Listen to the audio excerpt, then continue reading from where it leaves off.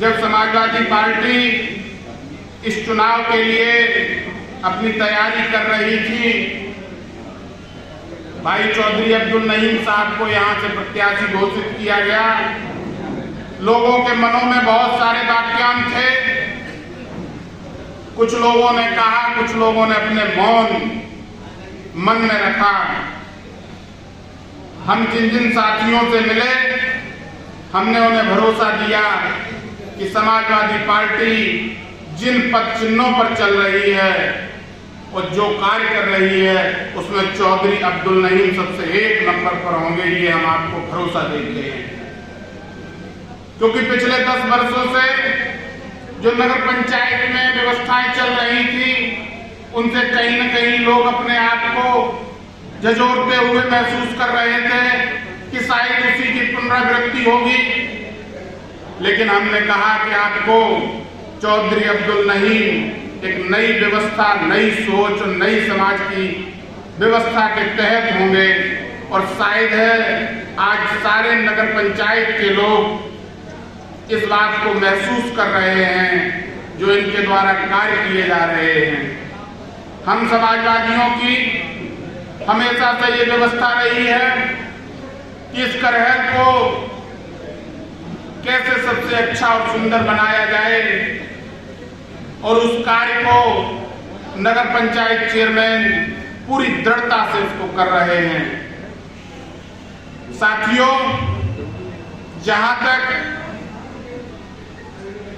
कर्मचारियों की बात की जाए, चाहे जो संगठन हो, चाहे जो व्यवसायिक संस्था हो, या किसी भी कार्य की अपनी एक प्रगति की प्रशस्त सीढ़ी कही जाए, तो सबसे प्रमुख व्यक्ति यदि कोई होता है तो उसका कर्मचारी होता है। उसकी अपनी कार्यशैली से ही उस कार्य संस्था का सबसे उच्च नाम होता है, ये अपने आप में सबसे अग्रणी होता है। और इस करहल नगर पंचायत के सभी कर्मचारियों को, क्योंकि जब हम सारे लोग इस समाज में जितने भी बड़े लोग हों या मध्यम वर्ग के परिवार के लोग हों, जब आप और हम सुबह जागते हैं तो इस कटकटाती सर्दी में यही कर्मचारी होते हैं जो सुबह स्वच्छ रास्ता, स्वच्छ नगर की व्यवस्था यही लोग करते हैं। हम आप सभी लोगों के हमेशा ऋणी रहेंगे।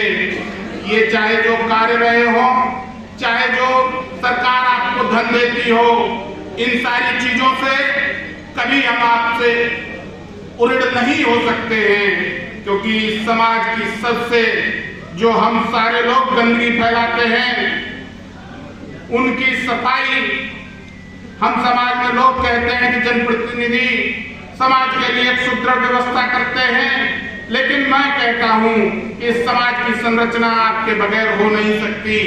साथियों, सारे लोग बैठे हुए हैं, यदि ये कर्मचारी 5 दिन के लिए अपना काम बंद कर दें तो शायद है कि हम लोग रहने में, जिन व्यवस्थाओं के साथ हम लोग रहते हैं, रह नहीं पाएंगे। किसी भी देश, किसी भी समाज की कल्पना आपके बगैर नहीं हो सकती है। और चेयरमैन साहब से मैं इस बात के लिए पुनः कहूंगा कि नगर पंचायत के जितने भी कर्मचारी हैं और जो स्वच्छता और नगर के जितने कार्यों के लिए कार्य करते हैं, इनका सम्मान जैसा आप कर रहे हैं उसके लिए धन्यवाद। और आगे भी हम आपसे कहेंगे कि इसके लिए करते रहिए। और हम लोगों के जहां भी सहयोग की जरूरत पड़ेगी उसमें बेझिझक कहीं कोई विचार नहीं करना पड़ेगा।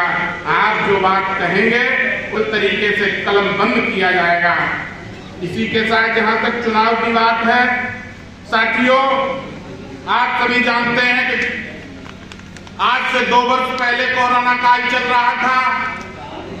कोरोना काल में एक बात कही गई थी कि थाली बजाओ और बर्तन बजाओ, लोगों का सम्मान करो। पूरे देश में एक चाल पे लोग चल दिए। किसी ने ये अर्थ नहीं लगाया कि इसका क्या महत्व है और क्या इसकी व्यवस्था रहेगी, इसका क्या लाभ होगा। किसी भी व्यक्ति ने नहीं इस बात को सोचा। सभी लोग एक साथ एक ही लाइन में चल दिए। साथियों, समय दोबारा वही आ गया है। लोग आज से पिछले समय से इस बात को कह रहे हैं, जो हमारे विरोधी हैं कि ऐसी व्यवस्था अपनाएंगे, ऐसा विचार कोई ना कोई एक मंत्र फूंक देंगे कि सारे लोग उसी में कहीं ना कहीं उलझ जाएंगे। साथियों, ऐसी सोच मत रखना, ये चीजें कहीं ना कहीं बहकावे के लिए आएंगी।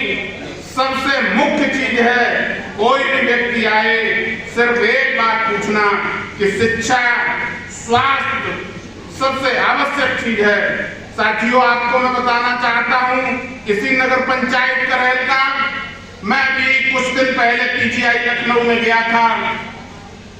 जब मैं लखनऊ पीजीआई में अंदर पहुंचा, बड़ा दुर्भाग्यपूर्ण स्थिति वहां की हमने देखी। लोग बहुत परेशान थे दवा के लिए। मैं जब आगे पहुंचा तो एक व्यक्ति मेरे पास आया, उसने हमें नमस्ते किया, एनर्जी साहब। उसने कहा, सर मैं करहल से आया हूं। मैंने पूछा कि क्या दिक्कत है। उसने बताया कि एक वहां से कुछ ऊपर उसका बेटा है और उसको किडनी की प्रॉब्लम है। बच्चा रो रहा था। रात को वहां पहुंचा, उसके न रहने की कोई व्यवस्था थी, न कोई दवा की कोई व्यवस्था थी, और उसको अल्ट्रासाउंड होना था। 8 घंटे से इंतजार में बैठा था साथियों, और कोई सुनने वाला नहीं था। जब उसने कहा तो हमने उससे, वहां कर्मचारी से कहा कि इनका अल्ट्रासाउंड करिए अभी। तो उन्होंने कहा कि अब साहब कल होगा, क्योंकि 2 बज गए।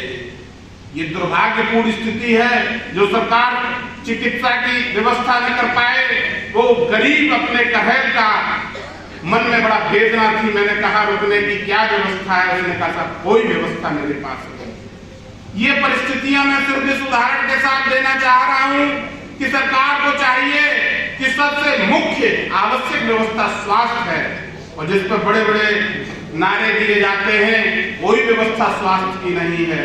साथियों, ये सारी व्यवस्थाओं को सिर्फ एक चीज में झकझोर देते हैं कि हम लोगों को धर्म में ले आते हैं।